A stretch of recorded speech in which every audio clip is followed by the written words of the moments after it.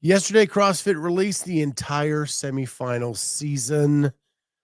We've had 24 hours to digest. Now let's talk. Next.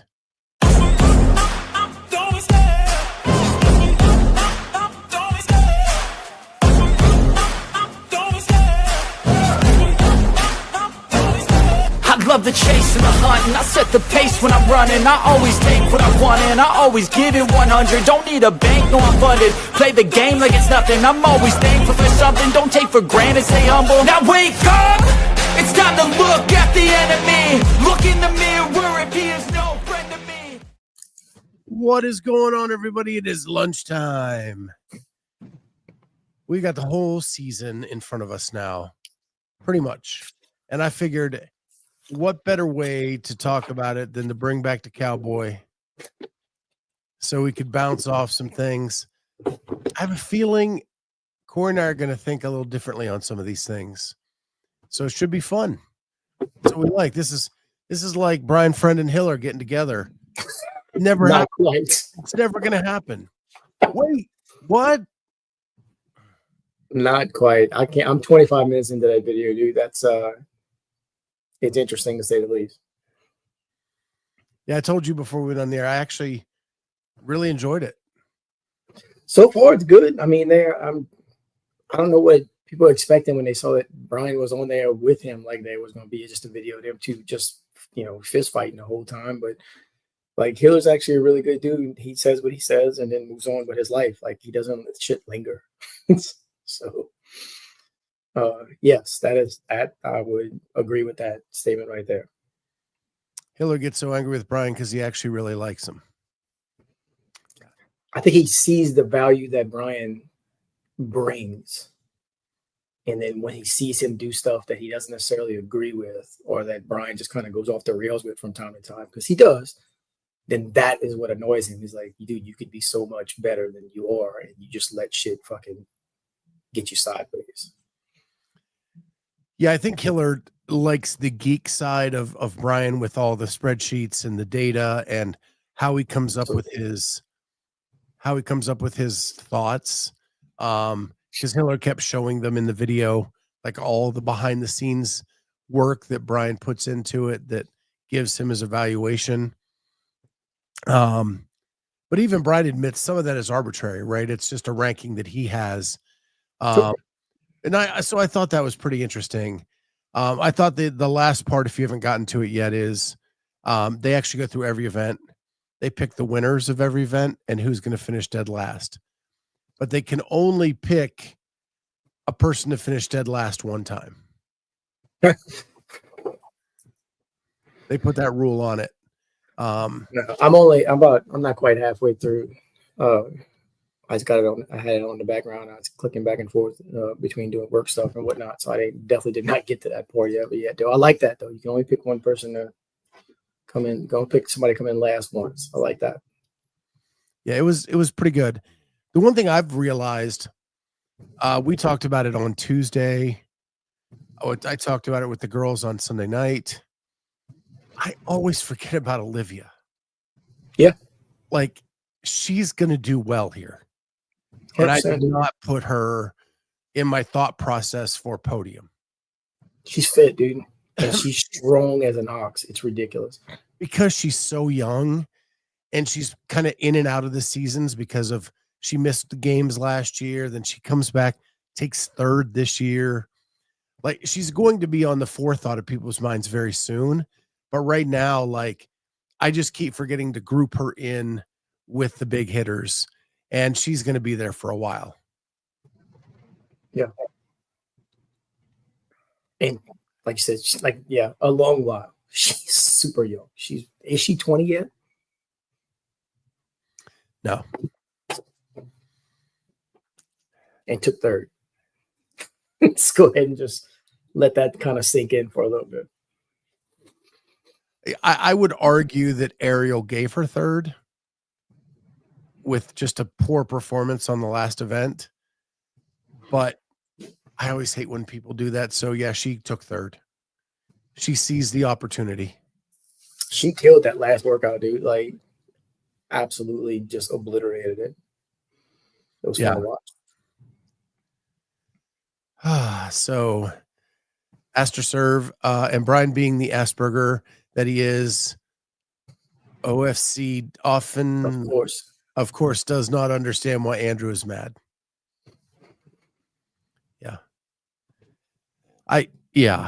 I think that goes both ways in some respects, but we'll see.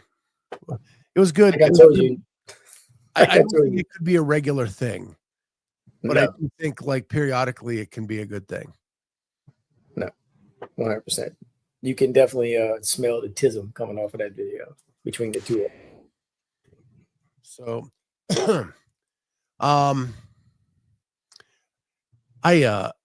I've been like, I've had a hard time, like, because of what I do doing a daily show, like I have to consume so much content throughout the week that I've hit this part in the last couple of weeks where I just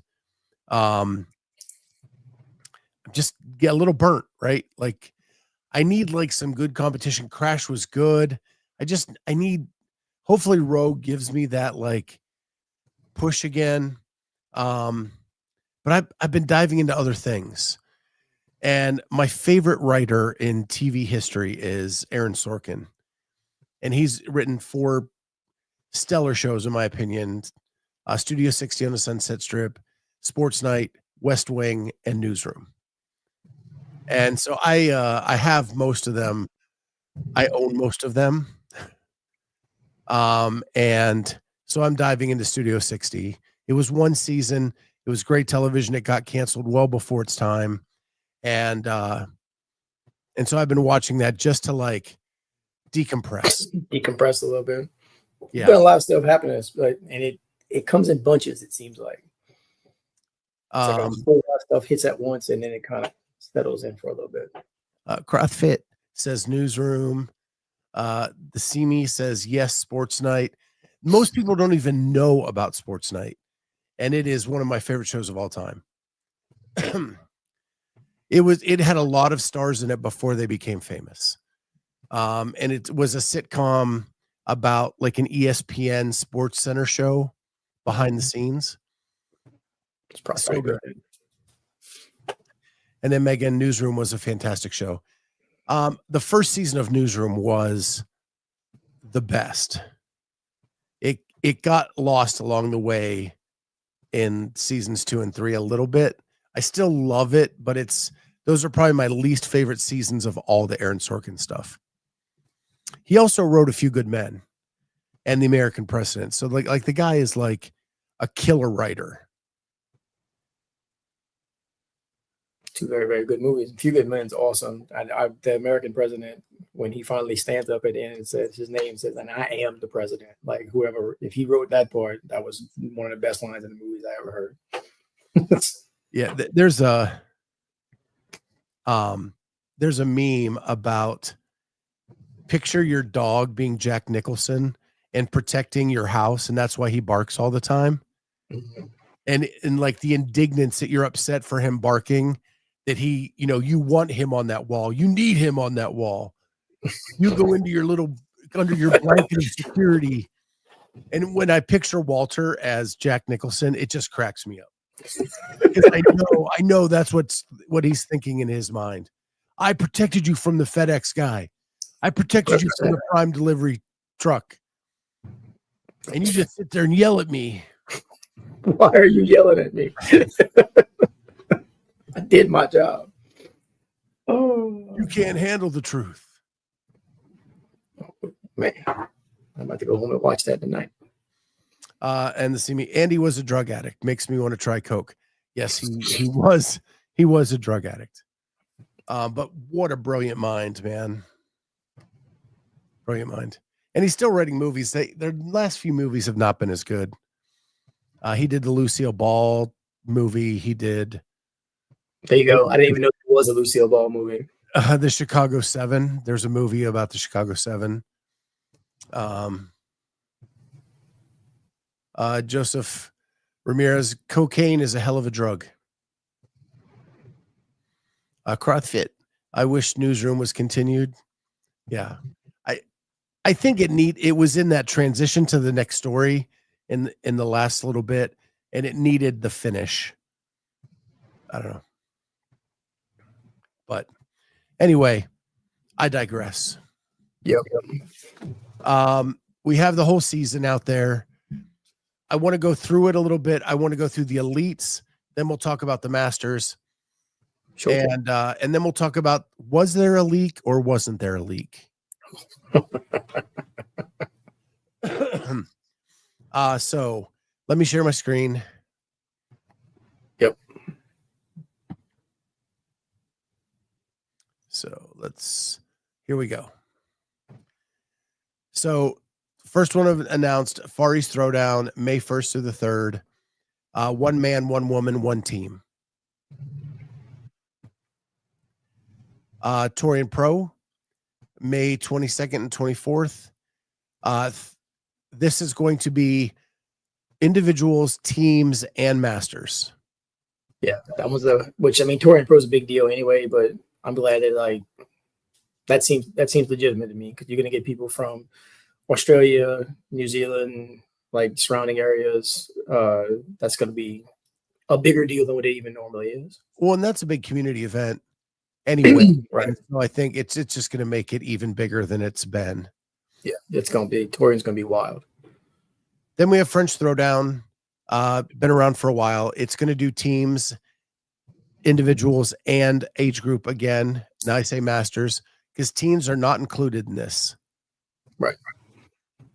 Then we have Rebel Renegade Games, May 21st to the 24th.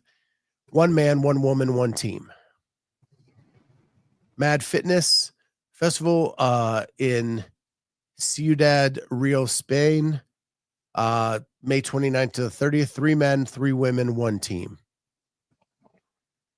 So Europe is getting 6 and 4 for teams. Mayhem Classic, the first one, kicking it off, April 17th to the 19th, just individual, 3 and 3. Magic City Games in Birmingham, Alabama, May 1st through the 3rd, only masters. And the Syndicate Crown in Knoxville, Tennessee, only elite individuals and teams, 3-3-3. Then we have the Legends Championship in Del Mar, California. I know there's a lot of people stoked for the Del Mar piece of this. It gets 2 men, 2 women. They're not doing teams, but then they're doing masters. Right. And then NorCal Classic, 2 and 2. No teams, no masters. Finally, Copa Sur, 2 men, 2 women, 1 team. And then the LATAM Masters, only doing masters, and they get the 3 and 3, the 2 and 2, and the 1 and 1 based on divisions. So the only big change that I see is TFX is out in the United States. Legends has come in. We have in Europe, we have 2. And I can't remember what the second one was last year, but French Throwdown's here back, and then Madrid is the second one in Spain. Oh, what was the one last year? And that's really the big changes. Everything else is pretty much the same. The qualifying spots have changed from 2 to 3 in most spots. Wadland. Yeah. Thank you, Jenny. So those are really the only changes.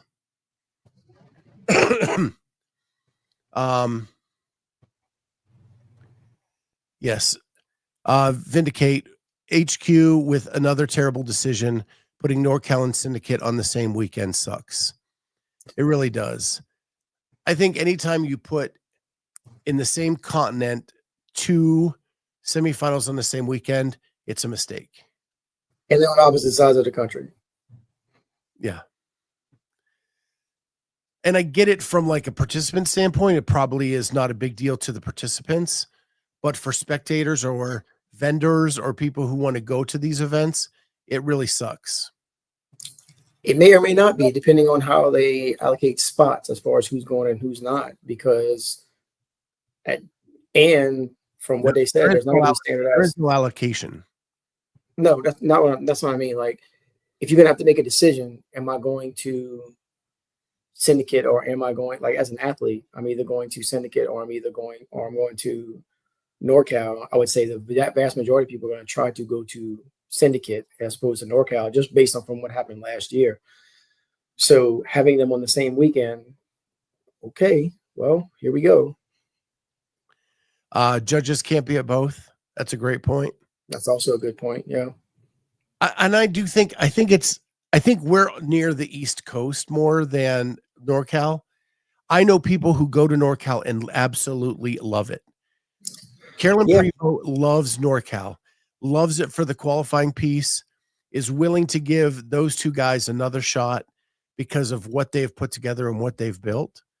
And so I think there are people in California that love NorCal and will choose it over Syndicate, or who have been there and just love the vibe of that place and would choose it over Syndicate. Oh, what I will say, one of the things Hiller was talking about yesterday was Blair and company over there listening to criticisms, taking it in, and not just saying, "Oh yeah, well, no, it sucked. Whatever, we're going to do better next year." No. What went wrong? What went right? What can we do better to keep this thing going forward? So good on them for that. CrossFit wonder what the streaming will all come down from HQ to be consistent. And Jenny says no. I agree with Jenny. I've heard event organizers already say that they are independent contractors again. They are running the show. They are setting it all up, all of that kind of stuff. So but like the Savon podcast broadcast both NorCal and Syndicate last year, and now they're on the same weekend. That's a choice for them. Do they go to one or the other? And we all know Savon does not like to leave California if he didn't have to. Correct. Correct. So, I think for the elite athletes, it's not a big change other than like where they fall, and that now the online piece is at the end, so they can take their shot live, and then they have like the last chance qualifier, and I believe it leaves 7 spots for the online version at the end. I didn't do the math, but that sounds about right. I didn't do the math. I should have, but I was lazy. I've seen it published a couple times. Yeah, I didn't think to write it down. I didn't think to write it down and take a screenshot myself. Yeah. I do like the fact that it, like last year, you can go wherever you want. Does not matter.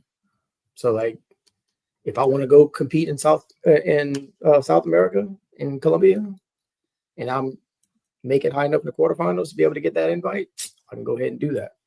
It also seems to be whether or not that if you get invited as well, or if they set their own restrictions, just based on what the guy from Magic City Games was talking about yesterday. Yeah, Micah Shoemaker. Micah, thank you. I remember his last name. I couldn't remember his first name. Saved my life. Mike, he seems awesome. Kudos to that guy. Yeah. So, I think from the elite division, there hasn't been a lot of reaction. I think where most of the reaction has come is from,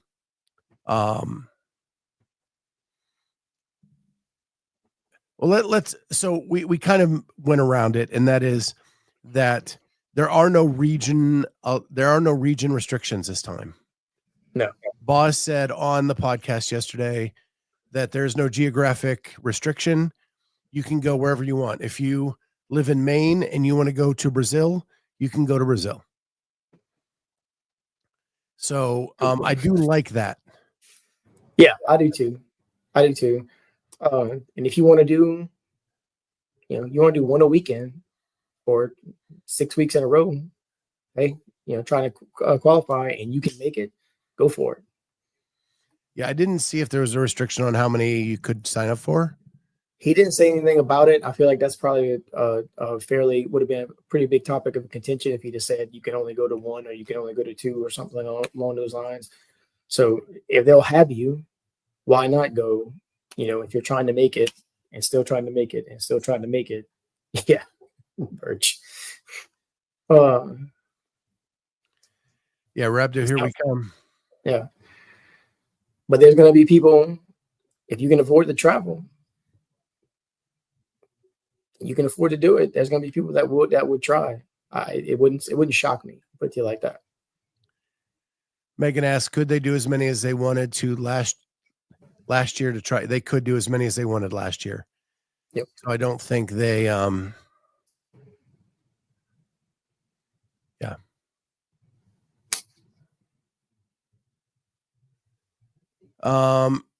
CrossFit says Mayhem, we know, will do their own streaming, and Jenny quickly corrected that they did not. They hired Hamilton Rhodes to do their streaming last year, and it was expensive. They talked about it on their podcast. It was a couple $100,000 for them to do the streaming. Well, they had a good stream. CrossFit says it should be that way across the board. I disagree.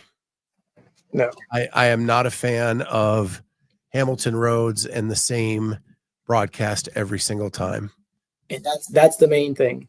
I'm 100% with you on that. Is that I'm tired of seeing the exact same show every single time.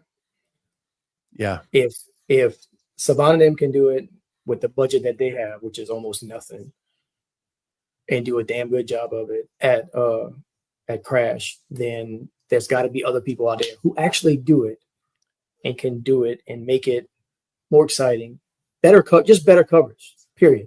Not just show the leader every single time if he's 4 minutes in front of everybody else and there's an actual fight going on for second place or third place or whatnot, instead of just, oh, that dude, Tia came across the line again and she's just kind of sitting there hanging out. Let's watch her breathe hard for a little while.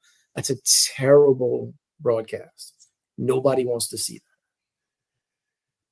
Here's the deal. If you watch the behind the scenes, and I can't remember, there were so many behind the scenes from Crash. I don't know which one I saw it in, but someone was talking to Souza and he actually said what it would truly cost them if they charged. And I don't want to quote dollar figures because I don't want to misquote them, but it wasn't cheap. Like even doing it as a smaller little production company, it would be, I want to say, just if they wanted, if not to even make a profit, you're talking like 50, 60 grand. It would, yeah. That's about how much they're in for. And then if they wanted to make a profit off of it, you're talking six figures probably again. So to be able to actually pay everybody what they're worth. Yeah. 100%. But what that broadcast gave us that none other has are the split screens and the boxes in the corners with other people going, that, like, to me, that is a huge revolution in the broadcasting of the sport. You only say that because nobody's ever done it before while we were watching the games or semifinals. That's the definition of a revolution. Nobody done it before. Let's change it up. Dude, it was so good. It was so good. And you listen to Souza and he just figured that out. Like, oh, I can do this like this, and it's going to show I can still have the main screen going. I can still have these people talking at the same time, and we can see what's going on in lane 4, whatever lane it was. It's a simple concept that they executed. Like it's not super flashy. They literally just put a screen on another screen, picture in picture, like an old school. Remember when that first came out with TVs? Oh, you can watch 2 screens at the same time on your one screen, bro. Hamilton can make adjustments. I mean, we know the dates now. Have HQ talk with the contractors on what would work best. They haven't changed since 2012. And the exact same broadcast over and over and over again. It's the same graphics, the same overlays, the same narration at the beginning with the drone shot. Everything is the same. I'm over it. If you like it, that's all power to you. Yeah. I am done with that stream. To be fair, And I'm their still cameraman, going. I've even shown pictures on the show, are right up against the athletes. There is no need with zoom lenses. No other sport. You're not watching Wimbledon with a cameraman at the net.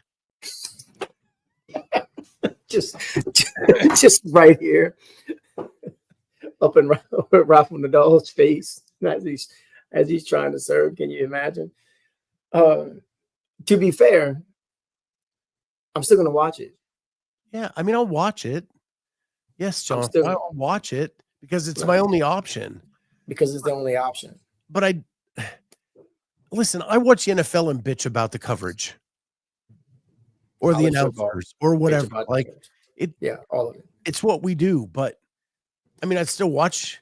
But I'm a guy who, like, I have 2 TVs going every Sunday with multiple games on both TVs, watching. Like, that's how I watch now. And that's how the way of the world has gone. People are watching on their phone or their laptop or their iPads, plus big TVs, plus people have multiple TVs. All the things. So, yeah. Enough about that. So let's talk about the piece that has garnered the most attention. I've literally gotten DMs about this in the last 24 hours. And that is that the Masters now have in-person competitions, which is what they've wanted. They wanted a fair shake for people who are better in person than online. They wanted a fair shake to show what they could do with in-person judging and qualify in that way. The immediately after this came out, people were like, well, what the hell? Syndicate is, or not Syndicate, Magic Games is 4 days before the online version. Okay, well, this year you have a choice. Do the Magic City games and go in person, or do the online. Last year you didn't have a choice. And half the spots are online, half the spots are in person. Yep. You make the call. I don't understand what they're bitching because now they have a choice or they have to make a choice. You wanted this as an option. I don't dive into the comments very often, but I dove in yesterday and I could not believe the amount of people bitching about the timing of the different options. I've told you this before, and we've had this discussions, like when they went from last year they took 30, next year they're taking, or this year I should say they took 30, and next year they're taking 20. And you asked me, is that going to change how I'm training, or is that going to change anything I'm doing to try to get to the games? No. And you know what? The dates of the in-person qualifiers is not going to change how I do stuff, because that's just when they are. It's out of my control. So I'm going to try my best to get to an in-person event and try to qualify like that. And if I don't, I'm going to get back to my house, recover the best I can, and then try to go online and do it again. Why? Because that's how it's set up. Bitching about it is not going to do any damn good whatsoever. Yes, people just will find something to bitch. Yes, Travis, 100%. Much like bitching about the media, people just like to bitch. I bitch about the media, but I also compliment what's been done so well with people that are willing to try something new. Absolutely. I feel the qualification process for Masters is pretty condensed. So here's what I'll say to you, Shanna, and I said it to people who DM me, is last year it would have been really condensed because it would have been one weekend, one shot, online. That's all you got. Now you have a couple options depending on where you live to go give it a try in person, or to just stay at home and do it online if you want to do it the way you've always done it. And I think that is a better option, and they're trying something new. And if the in-person thing works, then maybe next year we get different spots scheduled, more spread out. Who knows? But right I didn't now, necessarily more spread out, just more no options. Yeah, to options. And while it may not be perfect, it's more than what was there last year. You ever, when your daughter was like 2 years old and she was complaining that she wanted a cookie and you gave her a cookie and then she didn't want the cookie? It's the same thing. They're acting like children. Myself included, been bitching about, not bitching, but just saying, oh, we should have in person. I would love to be able to compete in person and try to get to the games, try to compete in person. And then, okay, cool. Here you go. Here's all of these options. Because even for us, there's a lot of options. There's Australia, South America, 2 of them in North America, 1 of them in Europe, right? That's a lot. That's a lot for masters athletes to be able to, like, because some of them, they can afford to go wherever the hell they want to go. And then you give them what they want, and they go, well, I don't want that. CrossFit, I think people don't like that it changes every year. But forever, since the inception until now, it has been an online qualification process for masters. This is the first new thing that they've given them since its inception. And it's something that people have been begging for. And yeah, again, it's probably not the perfect way to do it, but you had to get people willing to put on this show to invite people to and take on that challenge.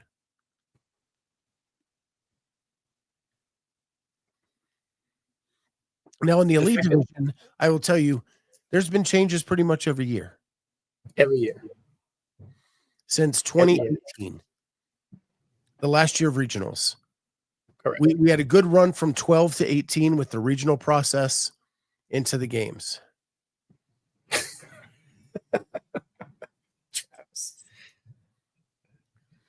I will bitch until they host one in Omaha on the specific dates I want.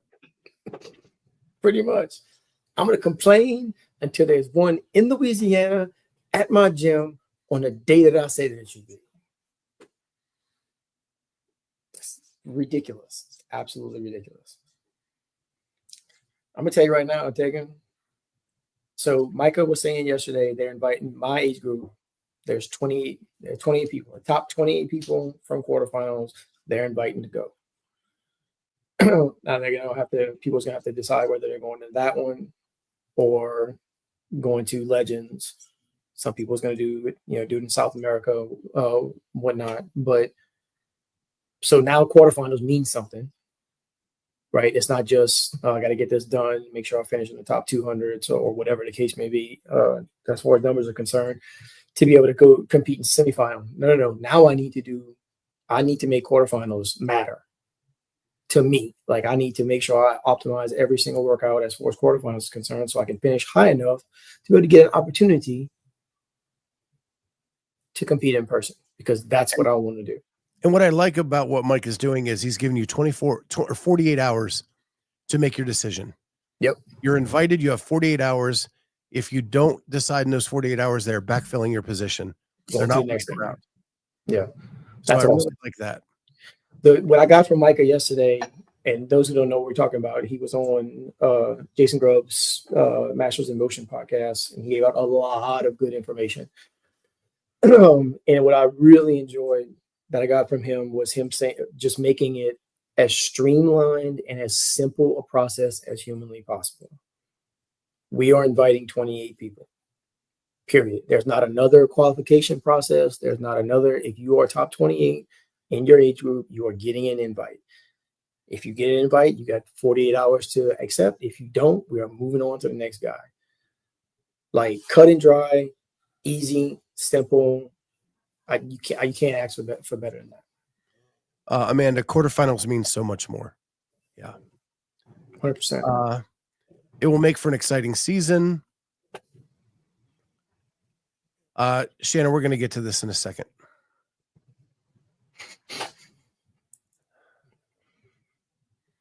That's what masters do, complain between workouts. Yep. I got news for you. So we complain during workouts. It's fine. before, every time I go to the chalk during, bucket, man, I'm bitching up a storm. before, during, in between, like the whole 9 yards. Yeah. So it just was really interesting to me. The other thing I've seen in the comments a lot is there's no in-person teen options. I will tell you, from being at the age group games here in Columbus, because of the age of the kids that are competing, it is a complicated process to make sure they have a safe place to warm up and a safe place to get on the floor. And so I'm sure that added headache for event organizers is not something you want to take on in year one of trying to accomplish this. No, can you imagine? Like, let's throw the teens in there too. Oh, well, they also need their own dedicated warm-up area, their own dedicated chill area, so they're not over there with the adults, co-mingling and whatnot. Like, that's adding 3 more layers of stuff on top of the stuff you already added to. Because Legends going back to Del Mar, like that's a whole nother thing in of itself. Right now they have a different venue than what they've been using, and it's just added stress on top of it that nobody needs or wants right now. So I'm glad you brought that up. So my biggest beef in this whole thing, how the hell does Legends get now a qualifying semifinal for elite as well as masters? Yeah, for not only the masters division, which they have had a hand in for the last 2 years, now you're giving them elite qualifying spots when there has been nothing but complaints about their programming, about how awful it is, about how dude, working with them is awful. Just trying to get in the door as a media member the last 2 years has been like pulling teeth. I remember. Access has changed in Alabama for me from day 1 to day 2. This year, I couldn't even get close to the floor. And my poor photographer, who's 5'2", had a hell of a time getting shots. And there's not many media there covering the Masters. Right? And by not many, you mean you, because I ain't saw nothing else from nobody else. And so many athletes, I've heard so many athletes complain about the programming, the way it's designed, the way that they do cuts before the last event, because and they don't change the scoring table. Like there's so many mistakes to what they've made, and it boggles my mind that they were given they deserved a bigger reprimand than NorCal. I would agree. NorCal was a semifinal, and they put it together last minute, right? And at least it was a fun vibe, a huge community event, people laughing and tee-heeing, and at least it was a good time. Like, people are utterly frustrated with the organizers of Legends, and now you give them elite qualifying spots. If they're doing elite qualifying spots, and in addition to Masters, I sincerely hope they are reaching out to JR or someone along those lines for programming. They never will. Or at the very least, programming advice. Never will. Joe and Bob think they know best. Joe and Bob think they're the best programmers in the world. And then it's, Shanna says it, Legends doing elites is a travesty. How many lies did we catch them in last year? Oh, we tested the workouts. No, you didn't. No way. No, you didn't even know that the collars didn't fit the bar. So how could you have tested it? They made so many damn mistakes. So many. That is probably my biggest bitch of the season, is they have now been given the authority to run not only a Masters qualifier, but an elite division qualifier. Now, if the rumors and the comments are to be believed, the reason they're getting this opportunity maybe because the masters are going, or the age groups are going to be with the elites in San Jose. So I was looking for the comment. They And I did know it's delete been it. posted a million times. But someone asked here, I think, nope. I think it's been deleted. So Did I screenshot it to you yesterday, or did I email it to you? Or basically someone said, what does this mean? Does it mean that the age groups are going to be in San Jose with the elites? And the Legends Instagram channel posted back 100%. I got it right. Someone came back and asked another question, and they came back, oh, I misread that. I don't know. It's on the screenshot is on Spin's Instagram.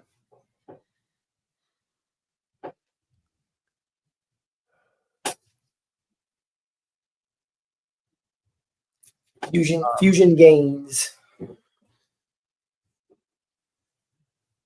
Fusion Games said, so Legends is now an in-person semifinals. Does that mean Masters will be at the main games? And the Legends Championship replied with the 100. 100. All right, here we go.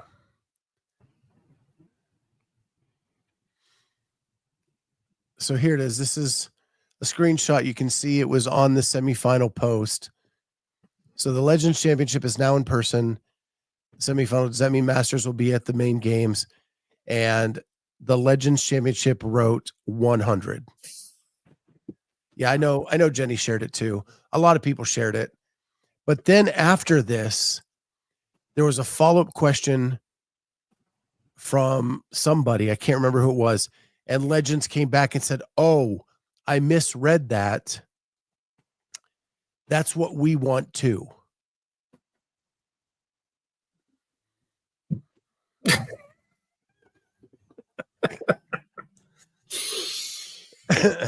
So there's no way that they misread it.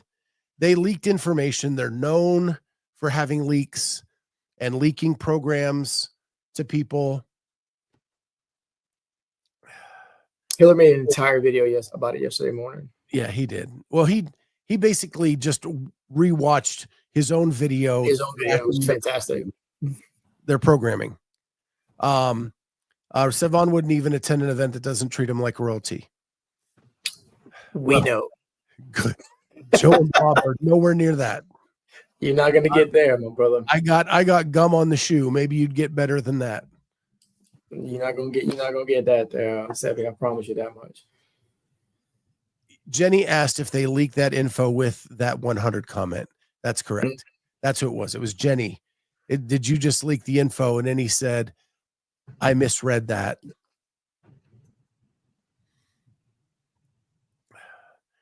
NorCal and Syndicate were amazing and let us work.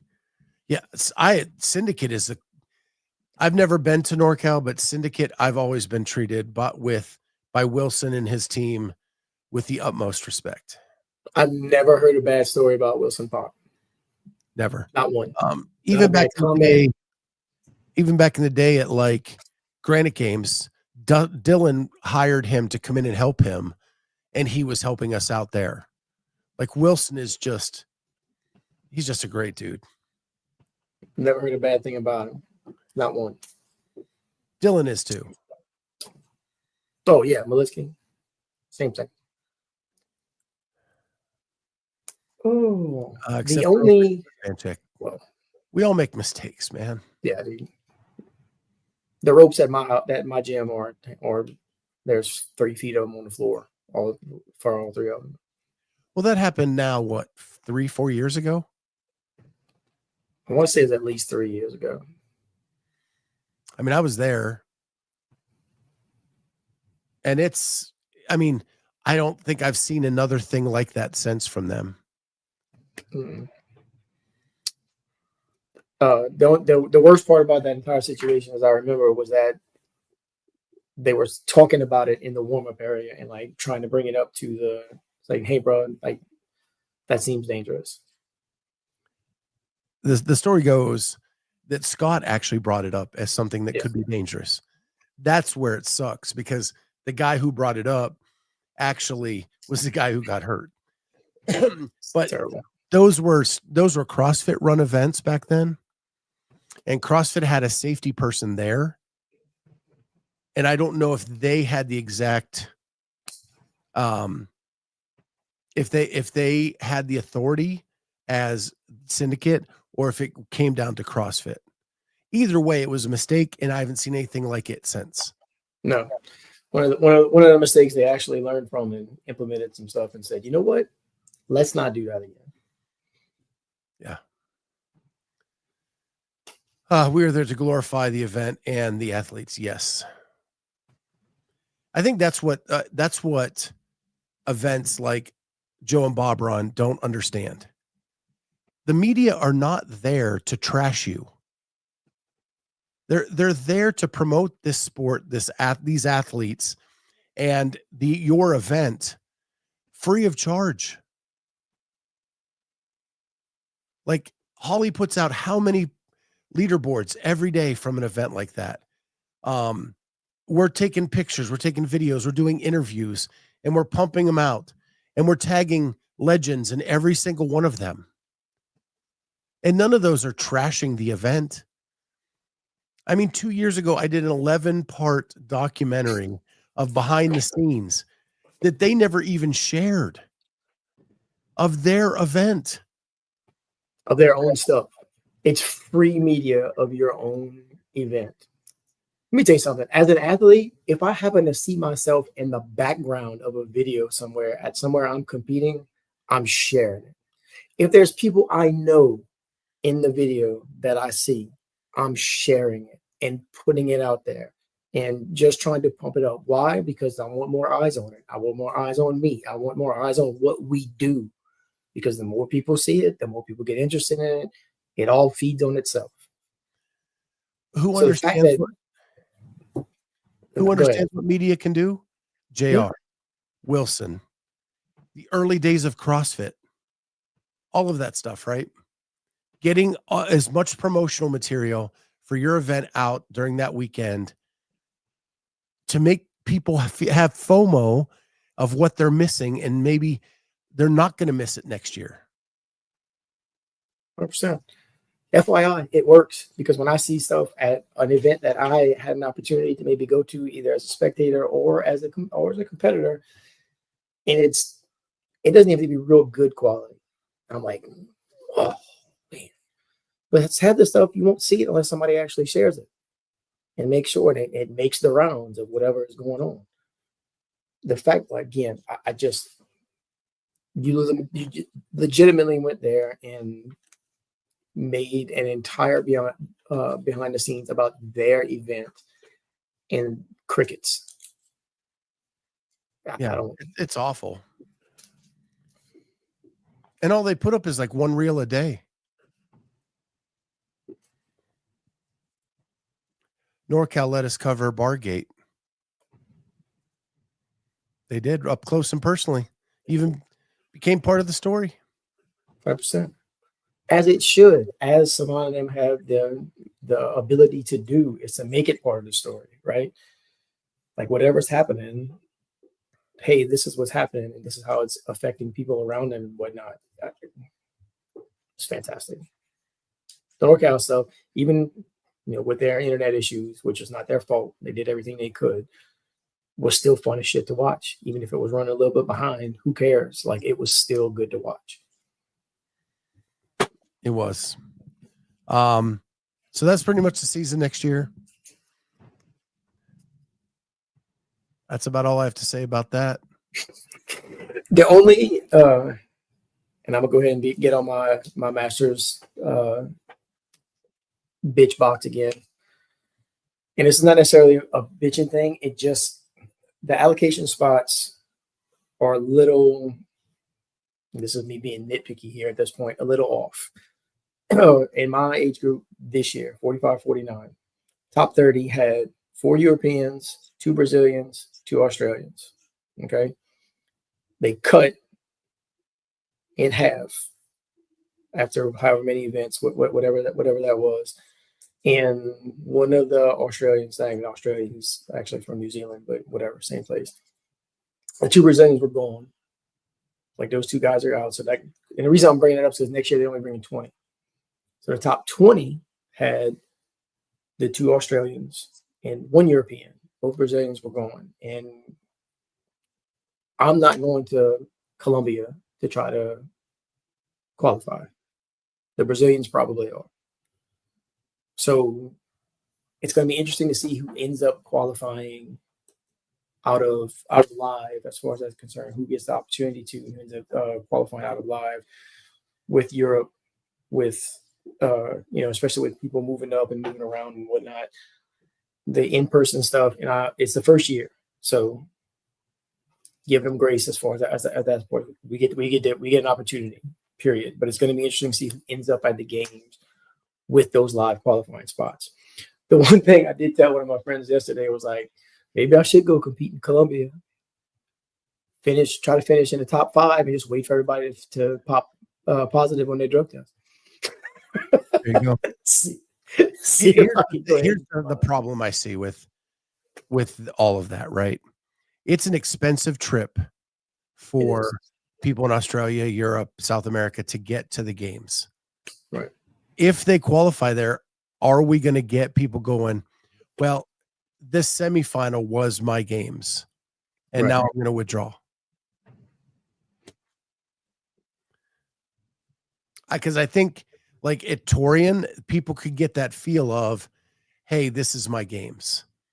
I would love to go compete at Torian. Right. But I can't afford the trip to California from Australia. So I'm out for the games, but at least I got my day in the sun at Torian. If we get a lot of that, then that's going to kill the in-person semis in some of those countries. Absolutely. Yeah, sure. Man has got the same thought process I did. I had the same thought too. Yep. We'll finish on this. Look at the insane amount of extra media put out by Syndicate last year and Crash this year, along with the broadcast, and it wasn't a 200K production. No, it's people passionate about what they do and passionate about putting out good content. And it was I did not see one piece that I didn't enjoy watching. Like all the stuff from the stuff Sebi and them put out, the Clintons put out. Everybody was on Sebi's team and whatnot. Brad Rassaraff. Yeah, stuff Brad put out that I enjoyed all of it. It was all well thought out, good, well put together, and it was all free. Yep. Which is a thing in and of itself. I need to get to work. You knuckleheads need to get back to work too. We'll see everybody tomorrow for one more Lunch with Clydesdale this week. And with that, it's the Halloween spectacular. Oh, you gotta wear your Halloween costume. I don't have one of those. It's a shame. I used to be big into Halloween. I used to do the costume. My wife and I used to do the couple costumes. You know, we went to parties, we did all the things. And now in our AARP days, not so much. So with that, happy Halloween, everybody. Tomorrow we'll just do a regular show. Gonna probably watch the first little bit of Rogue. We'll probably talk about that a little bit, and then we'll get you on to your weekend. And then full recap of Rogue Sunday night with Carolyn and Jamie. And maybe by then we'll know if Carolyn tested the events or not. She ain't gonna tell you until it's all over. Oh, she will not tell us until it is all over or it's been released by Rogue. Yeah.